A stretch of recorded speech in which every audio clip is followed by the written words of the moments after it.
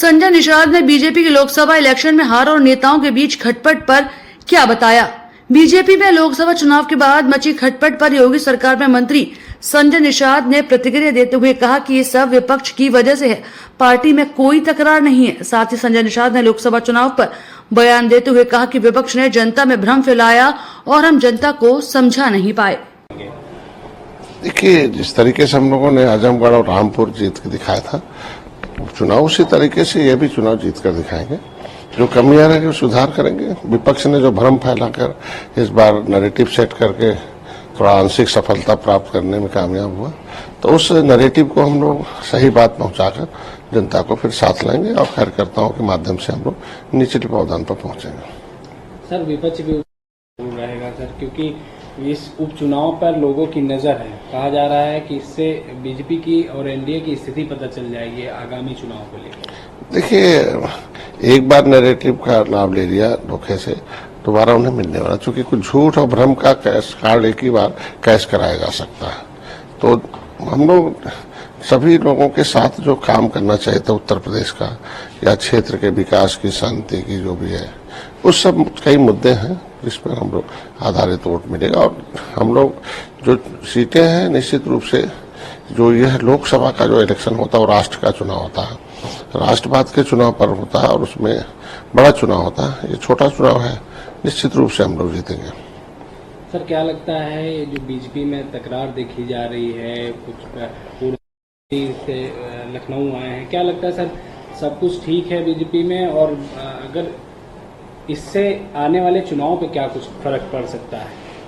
देखिए, ये कोई तकरार नहीं है, इसे बनाया जा रहा, विपक्ष के द्वारा मुद्दा बनाया जा रहा, लेकिन क्योंकि लोग भटक जाए अपने उस जो 8,500 रुपये देना था, 1 लाख रुपए का देना था, और जो भारत का संविधान बदल जाएगा, आरक्षण का जो जिस तरीके का नैरेटिव था, उससे लोग भ्रमित हो जाए, उससे लोग जो है निगाह हट जाए। इसके वजह से तरह तरह कहीं कोई दरार नहीं है, सब ठीक है। अगर हम लोग उत्तर प्रदेश को सर्वोत्तम प्रदेश बनाने के लिए काम कर रहे हैं तो मिलजुल के काम कर रहे हैं और आगे भी करते रहेंगे। सर, क्या लगता है, क्या देखिए, एक तो आत्मविश्वास था लोगों को, और आत्मविश्वास जो है आदमी को बड़ा नुकसान पहुंचाता, और कार्यकर्ताओं में भी था और वोटरों में था, जो हमारे वोटर थे, ये सब। तो इसको लेकर लोग अति उत्साहित हो गए और उसके वजह से लोगों ने उस पर नीचे काम नहीं किया। नैरेटिव जो चलता रहा उनका, लेकिन उसको कोई काउंटर करने नीचे नहीं गया कि उसका भी दुष्परिणाम हो सकता है, और उसका दुष्परिणाम मिला। और अब पता चलता है कि वोट जो मिला है, जो गया है, वो वोट किस वजह से गया। तो आरक्षण का लाभ लेने वाली जातियां थी जो अपनी संख्या से ज्यादा आरक्षण का लाभ ले चुकी हैं, ऐसी सभी जातियां मूव कर गई। तो उनको हम सही बता रहे हैं कि भाई अब सही चीज उनको बताया जाएगा, उनका भ्रम तोड़ दिया जाएगा, फिर वो हमारे साथ आएंगे। सर, जैसे कि देखिए, 1-2 अधिकारी की वजह से सभी अधिकारी को नहीं बदनाम किया जा सकता। अगर अधिकारी सही नहीं होते ज्यादातर, तो हम उत्तर प्रदेश को सर्वोत्तम प्रदेश नहीं बना पाते। ढेर सारी नीतियां विकास के क्रम में, लेकिन कुछ अधिकारी तो जरूर, मैं तो शुरू से ही कह रहा हूं कि कुछ अधिकारी हैं जो शुरू में जब पोस्टिंग देनी होती है थोड़ा सीधे साधे होते हैं, और अंदर से पिछली सरकारों की वो विचारधारा से प्रेरित होते हैं, और जब भी मौका मिलता है तो वोट खराब करने का काम करते हैं। जिस तरीके से आप देख सकते हैं कि 18% आबादी मछुआरों की है। इसे नाराज करने के लिए कांग्रेस के खिलाफ भी उस समय हुआ, और उस समय भी एक अधिकारी ने शुरू किया। 18% निषाद नाराज हो गए, और देखो उस आरक्षण के मुद्दे से कांग्रेस कहां चली गई। उसी तरह के सपा और बसपा में भी आए वही अधिकारी, घुमाते रहे और घुमा के आरक्षण के मुद्दे को गुमराह किया, और नतीजा क्या हुआ कि पिछड़ों से निकाल दिया, और एससी इसके पास कुछ था नहीं। मामला परिभाषित करने का था, शामिल करने को मोड़ दिया। नतीजा क्या हुआ, फाइलें गायब कराई हैं इनको। ऑलरेडी जब नोटिफिकेशन हो रखा जिसका ऑलरेडी, तो उस पे उसको ओबीसी में डालना गैर संवैधानिक था। तो अनकॉन्स्टिट्यूशनल और कॉन्स्टिट्यूशनल डिसाइड तो अधिकारी करता है ना, तो इसके आधार पर ये उपेक्षित रहा।